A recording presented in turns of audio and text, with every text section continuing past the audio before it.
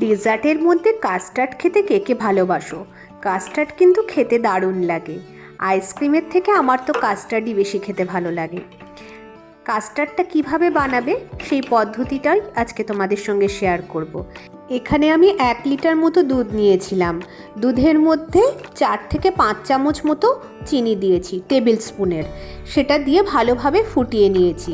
আর কাস্টার্ডের যে পাউডারটা সেটাও দুধের মধ্যে গুলে নিয়েছি, হালকা উষ্ণ গরম দুধের মধ্যে।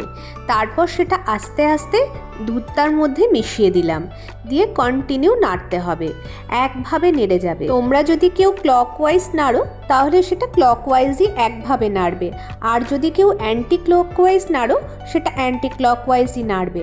তারপর একটু ঠান্ডা হয়ে গেলে সমস্ত পাত্রে ঢেলে নাও। উপর থেকে নানান রকম ফ্রুট দিয়ে পরিবেশন করবে। আর এটা কিন্তু অবশ্যই ফ্রিজে রাখবে 2 থেকে 3 ঘন্টা, তাহলে খেতে খুব সুস্বাদু লাগবে।